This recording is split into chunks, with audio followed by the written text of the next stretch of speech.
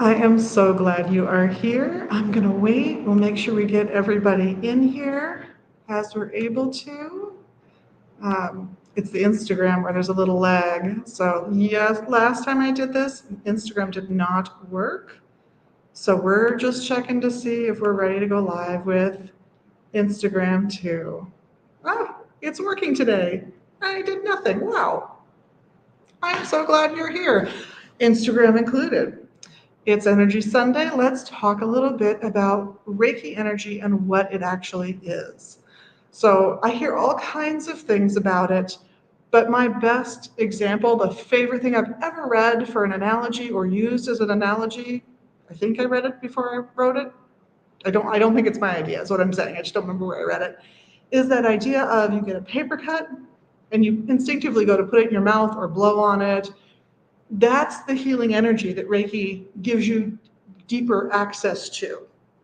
So when you're working with Reiki energy, you're working with God's energy or universal life force, or there's lots of ways of phrasing the same idea. So depending on your comfort level, pick the phrase you like the best. They're all good phrases. It is the Reiki 1 attunements really are meant to help you tap into that energy a little more deeply than you have.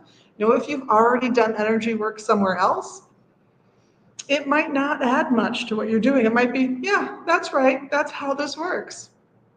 And in Usui Reiki 1 training, what you're getting just basically is access to that information, deeper access to that energy, and you're being encouraged to play with that energy, to make use of it on yourself, perhaps on your family or roommates. It really is all about tapping into that life force that we all have. In Japanese, it is ki. It's usually spelled Ki. And if you're thinking chi, you're thinking Chinese. Same idea, slightly different word. And you'll even see them spelt differently. Ki is usually Japanese. Qi or chi or chi is usually Chinese, from my understanding.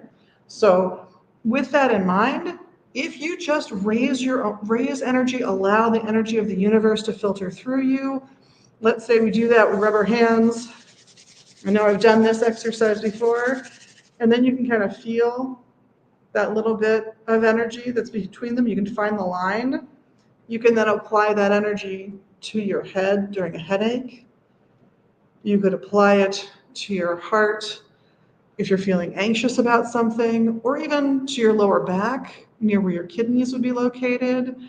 You can do that on the front as well, but lower back is more commonly used for kidney pains or kidney or anxiety issues. And the reason for that really is that the adrenals sit right on top of your kidneys. So from a Western standpoint, that's why you'd go for the kidney area, which is just the lower back. So you can just take that energy that you found and apply it to your lower back.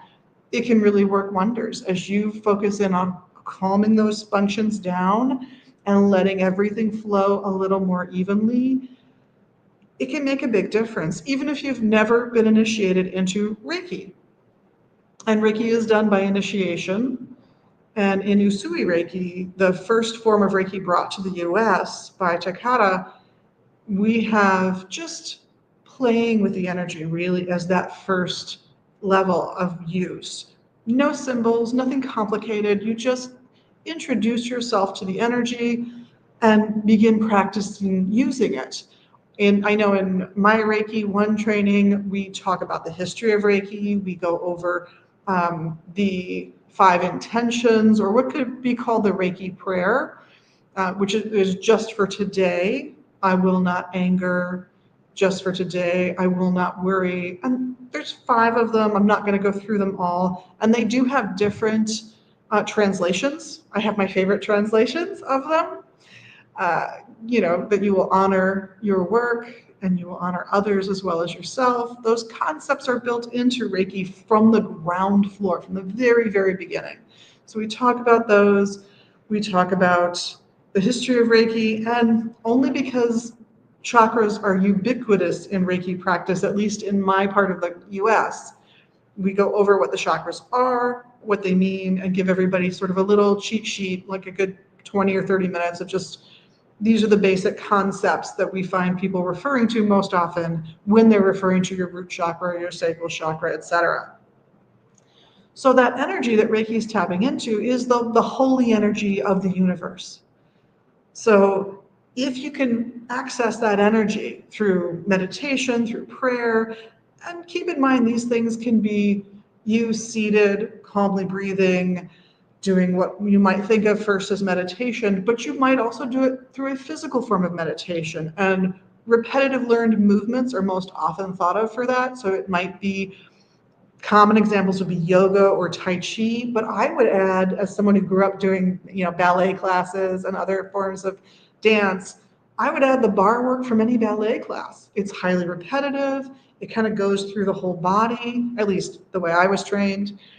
So I would say any of these methods of accessing that energy is very similar to Reiki.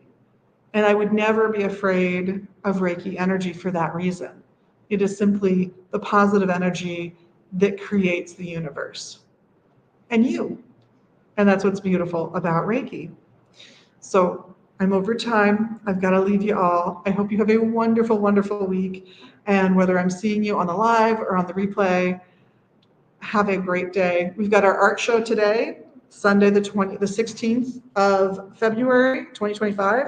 Look at that gorgeous art back there. I'm very excited. It's Chris Wilson. She's fantastic. Maybe we'll see you there later today. Blessed be.